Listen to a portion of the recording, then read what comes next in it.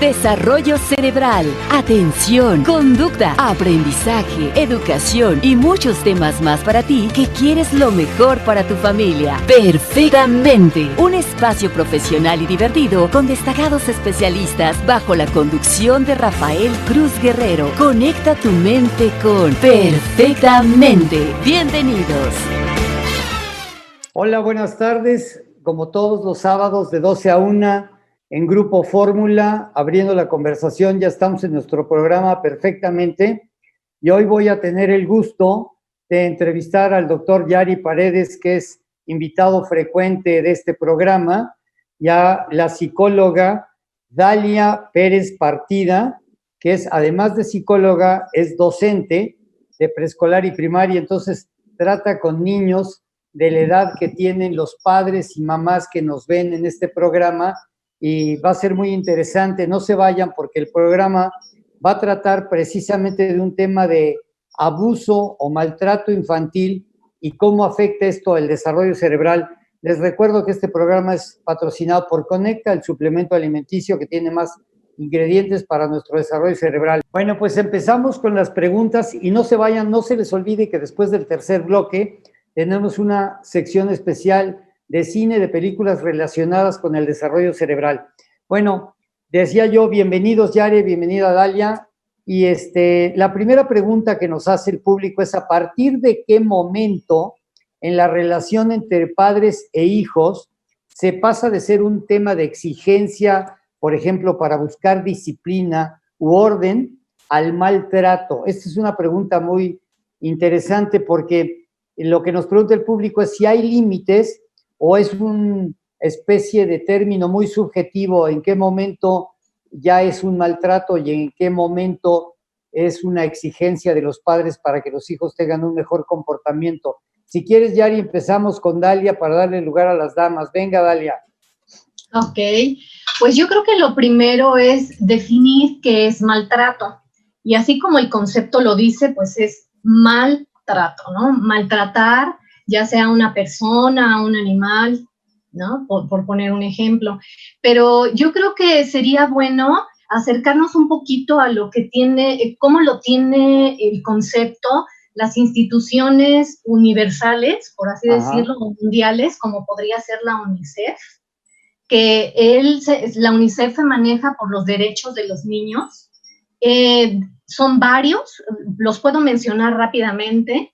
Uno es el derecho a la igualdad, otro es el derecho a la protección, el derecho a la alimentación, a la vivienda, el derecho a la comprensión y al amor, el derecho a recibir una atención y ayuda en caso de que el chico esté en peligro, un derecho a protegerlo contra el abandono y el trabajo infantil, el derecho a la educación. Entonces, hablando de los derechos de los niños, uno podría decir que el cumplimiento de todos estos derechos hace que un papá le esté proporcionando un cuidado óptimo a este chiquito. Ajá. Cuando no existe este tipo de cuidados básicos, de una manera involuntaria, quizás, entonces el cuidado ya es negligente, ¿no? Entonces ahí ya podríamos hablar de un maltrato infantil. Ok. Yari, ¿qué podrías hacernos el favor de agregar a lo que nos señala Dalia? Sí, miren, primero gracias Rafa, gracias a todos los televidentes que siempre nos acompañan. Sí, efectivamente es una línea muy delgada, muy subjetiva el pasar de yo ser un papá o una mamá que exige o que pone límites a mis hijos y que puedo caer en un maltrato. ¿Cuándo pasa esto? Nosotros como especialistas en neurodesarrollo te decimos lo siguiente: maltrato, como nos dijo ahorita la psicóloga, es cuando una persona abusa de su edad, abusa de sus recursos emocionales, económicos sobre una persona que no se puede defender por edad, por situación económica, lo que tú quieras. Entonces, ¿qué es lo que pasa? Si tú como papá te estás dando cuenta que para que tus hijos sigan límites que tú le pones, y esos límites los tienen que hacer gracias a que tú haces un tipo de abuso y castigas, ahí es donde podemos decir que ya rompiste esta línea delgada y que tiene que ser de manera frecuente, o sea, que tengan que ser las más, que tengas que utilizar estos recursos a las menos. Yo creo que sería una forma donde tú como papá o mamá te puedes dar cuenta que ya sobrepasas la exigencia normal que se tiene sobre los hijos de un límite a caer en castigos y en tener un tipo de maltrato físico, emocional, conductual sobre tus hijos. Eso es lo que yo podría agregar, Rafa. A ver, a mí me parece muy, muy, muy interesante lo que están tratando Dalia y tú, Yari, pero a mí como padre me entra un poquito de duda o de conflicto, porque fíjate, están hablando los dos de temas de abuso, de castigo, ¿no? Y de límites. Son 3 puntos que ustedes señalan muy atinadamente, pero a mí lo que me pasa como padre es hasta qué punto el castigo es una medida muy relativa, porque yo me acuerdo que yo tengo un hermano mayor que, fíjate, yo soy hiperactivo, tú me conoces, tengo el gusto de gozar de tu amistad, y a mí me castigaban, Dalia, mi hermano mayor me sentaba en una silla sin moverme, ¿no? Me dejaba ahí 1 hora, y créanme que para mí era un castigo, yo que soy sumamente inquieto, era un castigo. Mi mamá, por ejemplo, pues sí me daba una buena nalgada, ¿no? Entonces, yo les preguntaría a ustedes, que son los especialistas, y para que los padres y madres que los escuchan tomen conciencia de esto, ¿en qué momento el castigo ya pasa a ser muy severo? Obviamente, si le das una paliza a un hijo y le sacas sangre, bueno, pues obviamente es una locura, pero ¿en qué momento sí es recomendable una nalgada, una sentada en un sillón o en un rincón? Te vas al rincón de los castigos, por ejemplo, ¿no? Ustedes, por favor, no sean malitos, amplíen estos conceptos, porfa. Claro. Bueno, yo podría aportar un poquito. Yo creo que el concepto ya rebasa cuando ya se hace un correctivo sin ningún propósito. Cuando los correctivos tienen un propósito, o sea, y lo estoy hablando en cuestiones de mamás, de papás, de cuidadores primarios, normalmente nosotros corregimos porque sabemos que es para el beneficio de este pequeño. Pero claro, cuando ya no tiene un propósito, cuando ya es abuso como tal, ahí ya estamos hablando de un maltrato, ya estamos hablando de violencia. Ajá. Yari. Sí, yo agrego a lo que dice Vila, yo les diría a papás o mamás que nosotros en neurodesarrollo no utilizamos castigos, utilizamos consecuencias acorde a la edad de cada persona. Y cuando hablo acorde es consecuencia, por ejemplo, lo que tú mencionabas, Rafa, tiempo fuera, pues acorde a su edad es de que tu tiempo fuera son 3 minutos, pero tú ya sabes de antemano que con una acción que tú hiciste mal iba una consecuencia. Castigar cuando impongo un castigo y no acorde a tu edad, por ejemplo, te regañé porque no lavaste los trastes, pero ni siquiera sabías qué te iba a pasar. Te regaño y te castigo y te quito la tele 1 semana. Pues no es pedagógico, no te funciona y a final de cuentas tú sí puedes estar ocasionando un daño emocional en tu hijo. Eso es cuando ya caemos en un castigo y pudiéramos caer si es repetitivo. Recuerden siempre, si es repetitivo.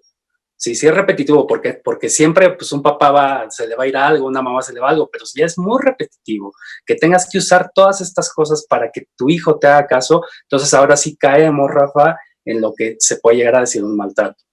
Ok. Dalia, ¿quisieras agregar algo? Nos queda 1 minutito para redondear esta idea y pasar a la siguiente pregunta que nos hace el público. No, considero que la aportación del doctor es muy acertada. Ciertamente castigo cuando ya es repetitivo, sí puede tener beneficios o no. Muchas veces creemos que castigando a los niños les estamos haciendo un favor o nos hacemos un favor a nosotros mismos como cuidadores, pero sin embargo muchas veces provocamos resentimientos, ¿no? En estos chiquitos. Entonces, es una línea muy delgada el saber hasta dónde podemos nosotros poner límites, es lo ideal. O sea, y poner límites tendría que ser poniendo los límites en conjunto. Vamos a programar nuestros límites juntos, tú y yo vamos a decidir cuáles son los límites para hacer ciertas conductas y para no llegar al golpe, no llegar a otro tipo de... Nos vamos a corte y regresamos. Si quieren, concluimos esta idea y pasamos a la siguiente pregunta. Muchas gracias.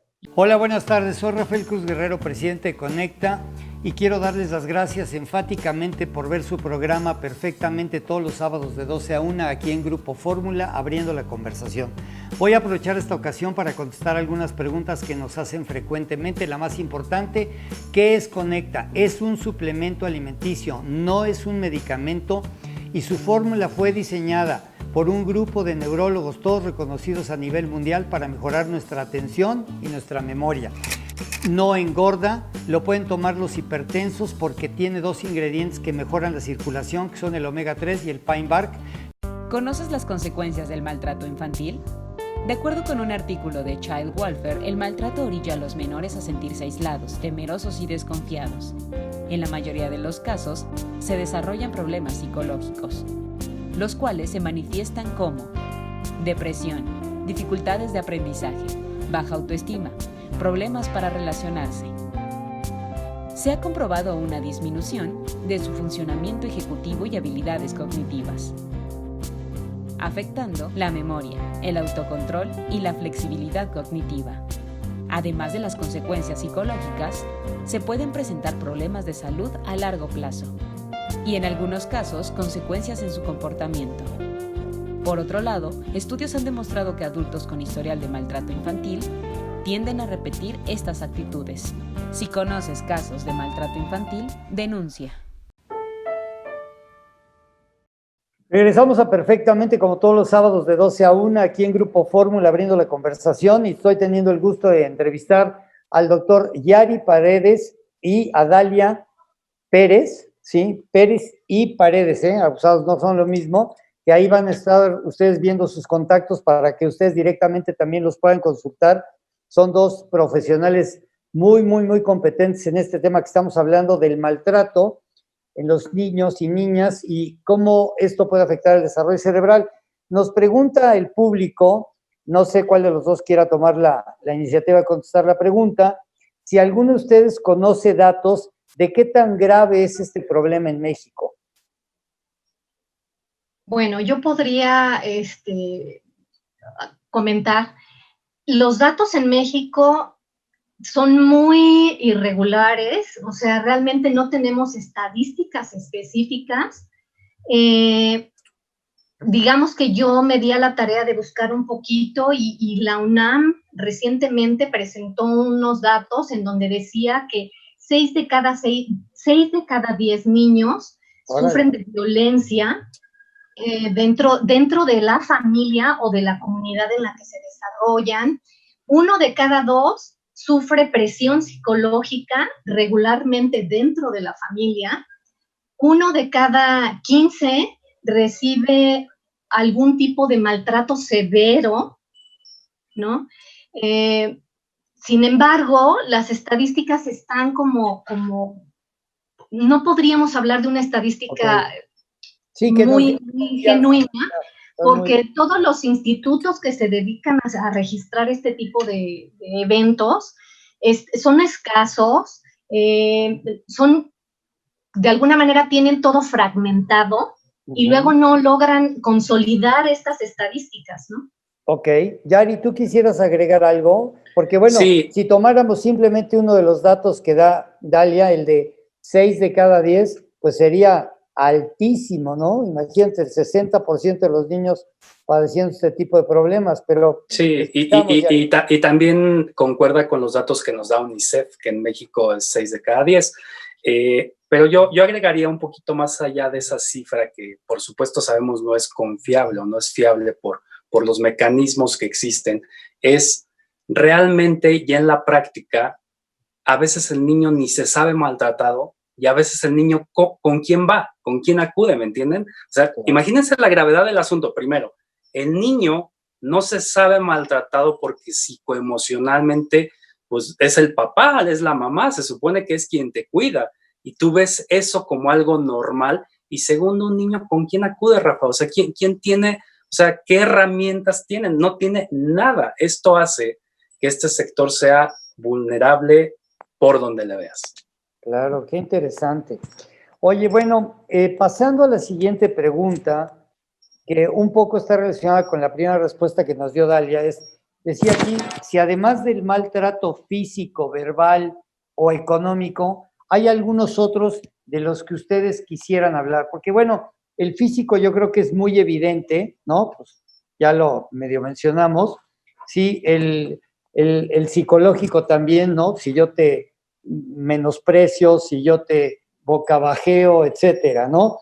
Pero ¿hay algún otro maltrato que sea, por ustedes que son los especialistas, identificable?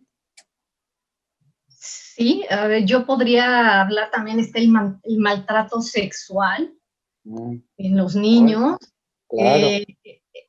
Los ámbitos son muchísimos, o sea, tenemos en el hogar, en la escuela, la comunidad, o sea, las instituciones, los medios digitales. Ahorita a través de los medios digitales los adolescentes están recibiendo mucho maltrato con esta cuestión del bullying, la trata de blancas. O sea, sí tenemos otro tipo de maltrato, y hay otro tipo de maltrato del que casi nunca se habla, pero que yo considero muy importante, que es la sobreprotección. Para mí la sobreprotección es otra clase de maltrato de la que a veces no somos conscientes, pero el sobreproteger a nuestros chiquitos en casa es mandarles el mensaje de que pues, son unos inútiles, de que no pueden con ellos, ¿no? Qué bien, qué interesante. Yari, yo te quisiera hacer la siguiente pregunta, que es, ¿qué consecuencias tiene el maltrato en el desarrollo físico y mental de los infantes? Ok, miren, ya está muy comprobado que cualquier tipo de maltrato no solamente nos puede llegar a dar consecuencias psicoemocionales o físicas, sino que también sí puede darnos cambios a nivel neurobiológico. Hay una situación que se llama cambios epigenéticos, es decir, que puedo tener cambios en la estructura de mi cerebro, no por causas genéticas, sino por causas ambientales. Y el maltrato hacia un infante que su cerebro está en desarrollo, precisamente, recordemos que hasta los 6 años el cerebro está en una actividad de desarrollo constante. Ya después de los 6 años ya llegó al 95% de estructura y función, pero ya está muy demostrado que cualquier tipo de cambio sostenido, de maltrato sostenido en un infante puede llegar incluso a dañar zonas o regiones sinápticas, que es donde se unen las neuronas, y nos puede dar también cambios neurobiológicos. Esto va a repercutir en muchas cosas, por ejemplo, en el grado de aprendizaje o de no de aprendizaje, sino de las funciones para aprender, o sea, disminuyen las formas de atención, de memoria, de cálculo, de razonamiento, pero esto es porque sí se hizo un cambio neurobiológico. Entonces, está directamente relacionado con cambios epigenéticos, se le llama, y todo tipo de maltrato sostenido nos puede dar cambios estructurales a nivel neurológico. Dalia, ¿quisieras agregar algo a esto que nos dice el doctor Yari? Yo creo que es muy acertada su aportación, y bueno, yo también quisiera aportar que de alguna manera, pues todo el daño que se le hace a estos pequeños, pues siempre va a repercutir en la salud mental de los niños y consecuentemente, pues en nuestro cuerpo, ¿no? Finalmente claro, todo se refleja en salud. Bueno, y si repercute en la salud mental y el desarrollo de los niños, pues puede ser algo, les pregunto a los dos, que lo arrastres el resto de tu vida, ¿no? Aunque yo creo que si acudes a profesionales como ustedes, pues puedes ir sanando un poco estas heridas, estas consecuencias que te vengan desde la infancia, ¿no? Así es. Si me permites hacer aportación, Rafa, claro. y recuerden muy importante que a final de cuentas todo esto se va a ir transmitiendo en tus próximas generaciones, es decir, todos estos cambios se van a dar cuando yo ya tenga una familia. Claro, y cuando claro. tenga mi familia me lo voy a llevar a mi familia, y entonces como ya tengo un cambio epigenético, incluso estructural, el riesgo de que mis hijos ya salgan con esos riesgos, con esas alteraciones, pues incrementa todo a una persona que no tuviera esto. Claro, claro, claro, sí, porque además, pues todos somos producto de lo que oímos, ¿no? Entonces, si yo estoy acostumbrado desde niño a que suponiendo que fuera el caso, a que me den de nalgadas, pues para mí es una cuestión, por llamarlo entre comillas, natural, ¿no? Entonces, pues yo obviamente voy a ser un papá, seguramente que también voy a tratar a nalgadas a mis hijos, ¿no? Te puedo poner un ejemplo muy sencillo, Por Rafa. favor. Hay adolescentes o adultos jóvenes que han sufrido mucho para controlar su sobrepeso. Si descartamos causas médicas, pues resulta que nos vamos hacia atrás y siempre fue al que le dijeron, ay, estás bien gordito, mira cómo comes. Y si no le quitamos eso, incluso biológicamente no nos permite avanzar en su tratamiento. Entonces, ese es un clásico ejemplo que diríamos, pues no pasa nada si le digo el gordito, tú eres el gordo, tú eres el esto, tú eres el que comes mucho. Entonces, es un claro ejemplo de cómo esto nos puede afectar o nos puede ayudar si lo detectamos y lo revertimos. Muy bien, muy bien, muy bien. Nos preguntan una cuestión que está muy relacionada con algo de lo que están ustedes hablando muy recientemente, y es si en estos temas de las consecuencias del desarrollo se pueden llegar a convertir problemas de TDA, que bueno, para el público que no escucha, que no sepa qué es el TDA, es el trastorno por déficit de atención, o Asperger, o el síndrome del espectro autista, que yo sé que ustedes dominan. O sea, la pregunta es, ¿puede un niño que tiene estos síntomas, de estos 3 ejemplos que nos preguntan, venir de un tema de maltrato infantil? Pues yo podría opinar que no, o sea, este tipo de trastornos tienen una base genética. Sin embargo, por ejemplo, yo nada más hablando de un niño con trastorno de déficit de atención, yo sí podría decir que muchos de los niños diagnosticados con este trastorno realmente no lo tienen. Realmente lo que tienen es mucha ansiedad por lo que puedan estar viviendo, y obviamente pues se comportan de una manera, pueden inferir las personas poco preparadas en que tengan un trastorno. Ok, vamos a corte y regresamos continuando con esta respuesta. ¿Quieres mejorar en tu trabajo y que tus hijos obtengan mejores calificaciones en la escuela? Toma y dales Conecta todos los días después de desayunar. Recuerda que tenemos 100,000 millones de neuronas que se conectan a través de sustancias que se llaman neurotransmisores, los cuales se nutren con los ingredientes de Conecta. Nutrirte mejor, conecta tus ideas. Bueno, continuamos con esta respuesta que está muy interesante, y es si hay relación, Yari, yo quisiera pedirte que nos ampliaras esta respuesta, entre los maltratos infantiles y las reacciones de los infantes manifestadas a través de el TDA, el Asperger, el autismo, etcétera. Ok, Rafa, en cuanto a estos padecimientos que le llamamos trastornos del neurodesarrollo, no está relacionado de manera directa que un maltrato te pueda causar este tipo de trastornos, que son ya cambios neurobiológicos, aunque sí hay mayor riesgo en los familiares que si presentan estas situaciones pudiera incrementar pero más allá de eso, lo que sí te puedo decir es que si bien es cierto que no te lo da, es cuando muchas veces se confunden o nos dan características o nos dan signos y síntomas parecidos a estas situaciones. Por ejemplo, puedes encontrar niños, niñas que por todas las causas de maltrato se estén comportando con algunos signos y síntomas que parecieran TDAH, con algunos signos y síntomas que parecieran Asperger o trastornos sociales relacionados con el autismo, o definitivamente diagnósticos ya como ansiedad y depresión desde edades tempranas. Entonces, si bien es cierto que no lo pueden causar, sí se pueden estar comportando como signos o como si parecieran este tipo de padecimientos, y muchas veces los tratamientos se dan como si fuera un TDAH, un autismo, y no hay avance porque en realidad la causa principal pues viene de todos estos problemas o traumas psicoemocionales, porque en realidad son eventos postraumáticos como tal que nos pueden estar causando ansiedades, depresión y todo lo que ya nos está hablando la psicóloga. Claro, claro, claro.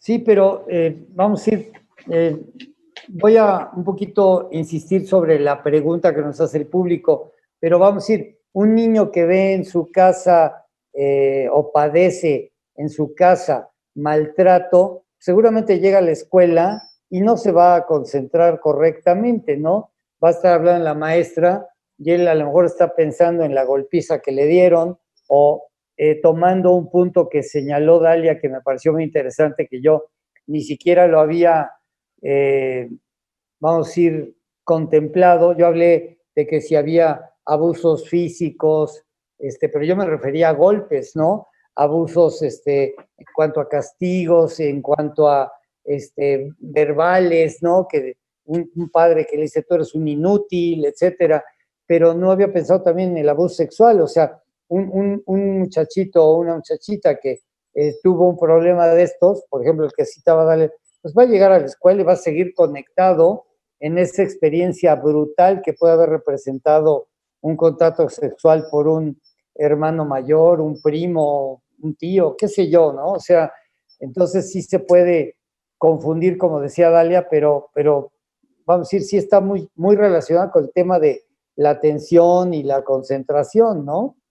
Sí, si me permites ahorita, psicóloga, rápidamente, recuerden, papás, mamás, que hay dos cosas muy importantes para el aprendizaje. Uno son todas las funciones mentales superiores y ejecutivas, es decir, que mi cerebro tenga la capacidad de atención, memoria, juicio, razonamiento, abstracción, cálculo. Pero el otro 50% va precisamente con lo que acabamos de mencionar, que es la parte psicoemocional. Las ganas de estar en la escuela, la capacidad emocional de querer aprender, de estar integrado en algo social, de seguir reglas sociales. Ese 50%, pues definitivamente en un maltrato, pues está completamente roto, ¿no? Y si es algo crónico, pues todavía mucho más, y si ya hay cambios epigenéticos, todavía mucho más. Y un paréntesis muy grande, Rafa, me sigo encontrando mamás de mis pacientes que sufrieron abuso sexual por parte del padre. No sabes cuánta cantidad de abusos sexuales hemos encontrado que nunca se hablaron porque eran intrafamiliares. Qué barbaridad. Dalia, ¿qué nos podrías agregar de esto? Yo creo que es un tema muy interesante porque, pues, simplemente por las palabras del doctor Yari, nos podemos dar cuenta que no es un tema escaso, es un tema con cierta frecuencia. ¿Por qué no nos haces favor de abundar en esto? Sí, es un tema muy frecuente. Digo, yo podría hablar más bien en cuestión de experiencia de mi trabajo en la escuela con los niños. Por favor. Y de cómo nosotros podemos identificar. Muchas veces nos llega algún alumnito que no tiene capacidad para aprender, se le dificulta todo, tiene mal comportamiento, golpea a sus compañeros, entonces pues es un chiquito que de entrada en el aula va a estar rechazado, violentado también en el área escolar, ¿no?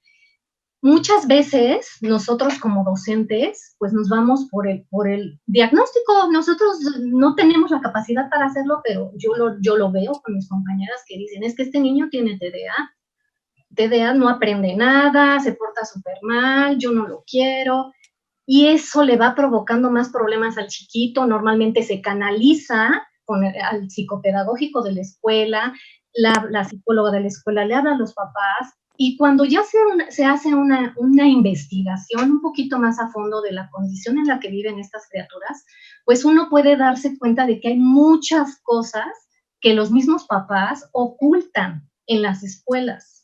Es hasta que llegue el problema cuando empiezan a decir, me acabo de separar de mi mamá, o son niños abandonados totalmente, de que se separan y los van y los dejan con los abuelos, y luego los abuelos tampoco los pueden cuidar.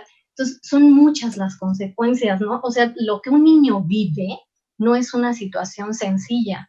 Y como decía el doctor hace rato, un niño no tiene la capacidad ni siquiera para expresar, estoy siendo maltratado. Ni siquiera lo puede saber porque cree que es normal que haya todo este tipo de actividades. Sí, o sea, debe ser un mar de confusión, ¿no? Muchísimo. A ver, el tiempo nos va a comer como siempre, está interesantísimo lo que están ustedes hablando.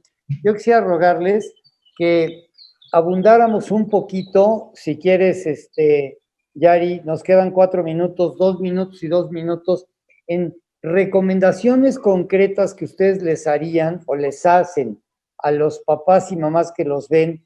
Les recuerdo que este es un programa a nivel nacional, ¿sí? Entonces, lo están viendo desde Baja California hasta Quintana Roo.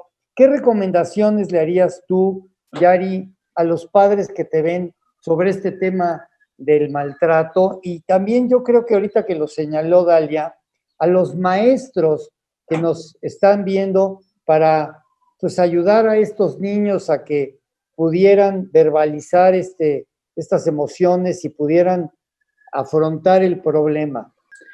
Ok, papás, lo que yo les voy a decir, recuerden que soy un poquito directo, pero las cosas las tengo que hablar tal como son y desde mi punto de profesional. No quiero que se me vayan a sentir. Pero la primera recomendación que yo les doy a mis papás es sencillo. Papás, acepten, en ustedes tienen el primer paso de aceptar que realmente no pueden controlar este maltrato. Si tú te niegas, si tú le quieres buscar cosas, causas, no, acepta que realmente no puedes con la situación y estás en una situación de maltrato hacia tu hijo. ¿Por qué? Porque entonces ahora viene el segundo paso, es ¿por qué yo como papá estoy actuando de esa manera? Seguramente tú fuiste alguien maltratado y seguramente tú no aprendiste otra forma de poner límites y poner o enseñar a tus hijos si no es con maltrato. Entonces, desgraciadamente, papás, tengo que decirlo, tienes que aceptarlo, tienes que cambiarlo y tienes que buscar una ayuda con alguien que te pueda orientar en cómo solucionarlo. Ojo, te voy a decir también algo, los hijos no son tuyos, los hijos son prestados, desgraciadamente, y tú te echaste una responsabilidad de ser un cuidador, pero el hecho de que tú te echaste la responsabilidad de ser un cuidador no te da el derecho a maltratar a ese niño. Tú tienes una obligación de darle una garantía de derechos humanos. No eres alguien que te dé un derecho a maltratar. Entonces, te lo digo con mucho respeto, pero lo más importante es identifico, acepto, no pasa nada, créeme que si tú maltratas es porque algo pasó ahí y para eso estamos, para aprender nuevamente y que te podamos apoyar en este proceso. Ok, entonces ahí la recomendación sería, obviamente, que aceptes que tú puedes ser el origen, tú vienes de una consecuencia similar y declararlo, ¿no? Ir juntos a tratar de resolver este problema. Respecto a los docentes, ¿tú qué les recomiendas, Dalia? Pues yo creo que a los docentes lo primero que yo les recomendaría es, al igual que el doctor, estar súper al pendiente de las emociones y las conductas que tienen sus alumnos. Claro. Si nosotros vemos algo mal, tenemos que identificar de dónde viene. No nada más califiquemos, no nada más digamos, este niño yo no puedo con él y mejor no lo atiendo. Tratemos de hacer un acercamiento a estos chiquitos. Yo creo que el establecer una comunicación abierta es indispensable.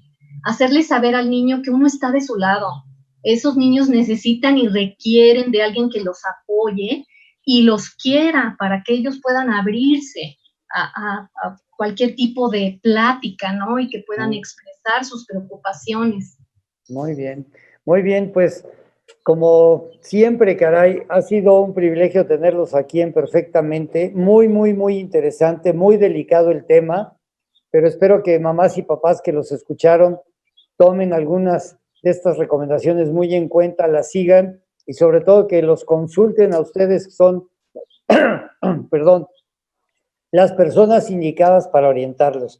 Espero volver a tener el gusto de entrevistarlos, les mando un abrazo, hay que quedarnos todavía en casa y cuídense muchísimo. Muchísimas gracias. Un abrazo a los dos. Gracias por la invitación.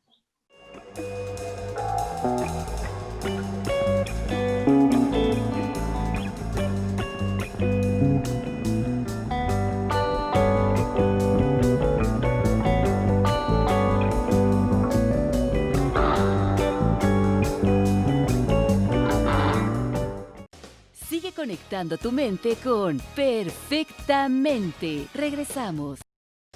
Sigue conectando tu mente con Perfectamente. Regresamos.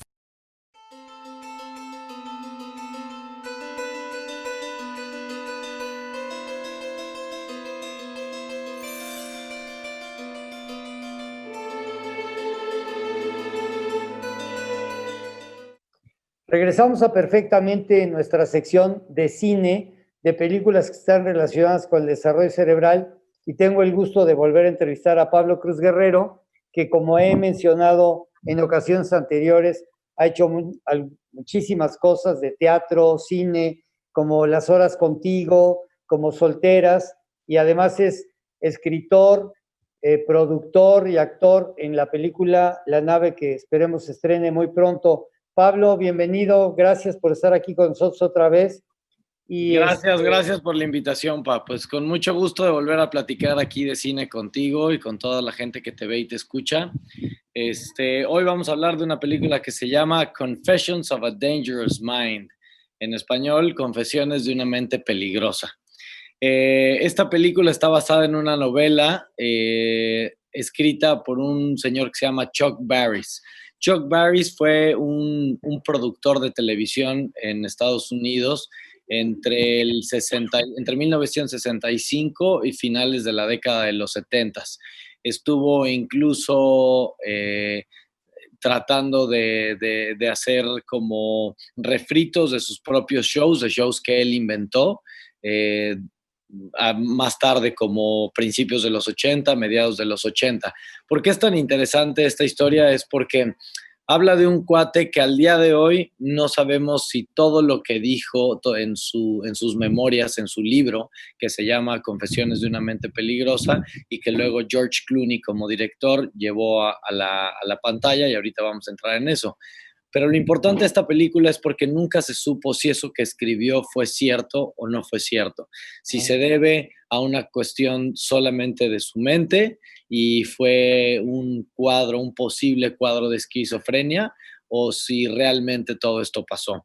La película es del año 2002, con los actores Sam Rockwell, Julia Roberts, Drew Barrymore, y tienen apariciones también, cameos muy cortitos, Brad Pitt y Matt Damon, porque pues, son muy cercanos, son amigos cercanos a George Clooney y aparecieron en la película gracias a un favor a él.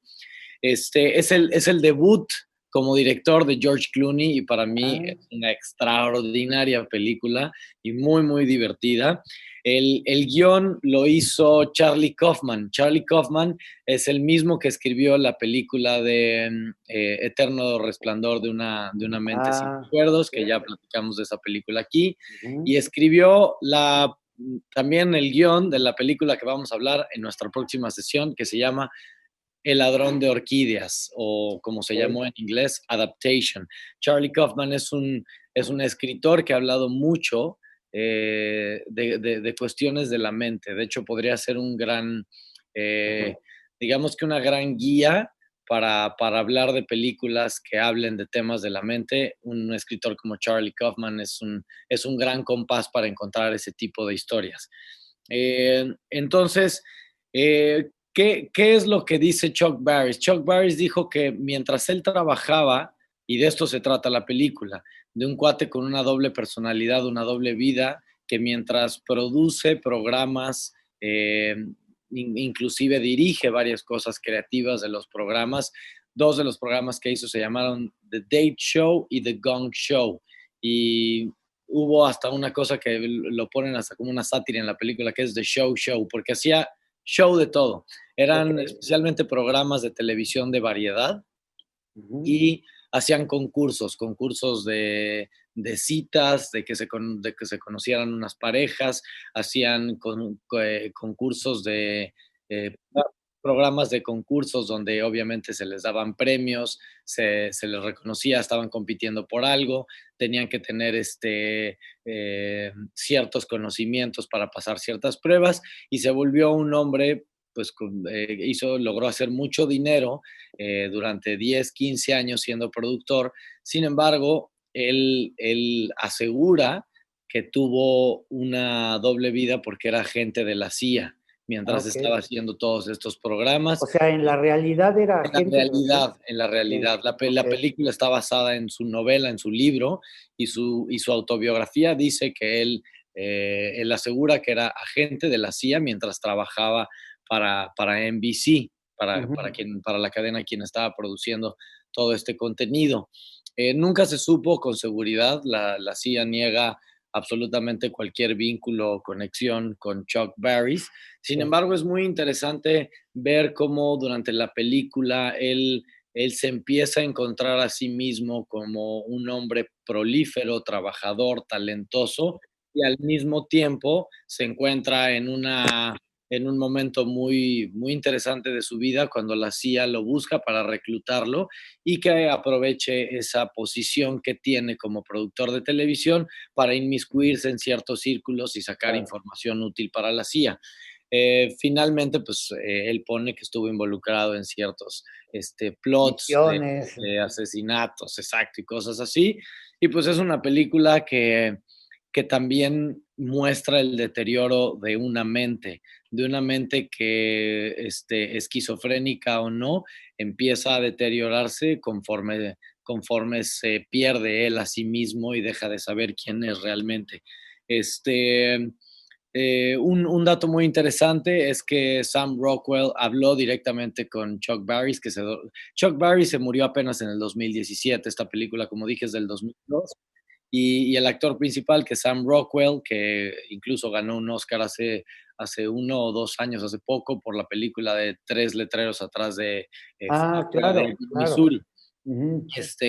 Un actorazo, uno de mis actores favoritos por mucho, y él grabó las líneas que le tocaban del guión, grabó a Chuck Barris diciendo esas líneas para un poquito copiar sus ademanes, sus gestos, su acento, su cadencia, y es una película que vale mucho la pena. Y bueno, también no, esténse pendientes de la próxima película de la próxima película de la que vamos a hablar, que se llama, como ya dije, El ladrón de orquídeas, escrito también por Charlie Kaufman, o sea que va a ser la tercera película de la que hablamos, escrita por Charlie Kaufman. Gracias, Pa. Privilegio tenerte aquí como siempre. Te mando un abrazo y un beso y Yo síguete también. cuidando. Te mando un beso y nos vemos pronto, espero, y no dejen de tomar Conecta. Gracias, Pa.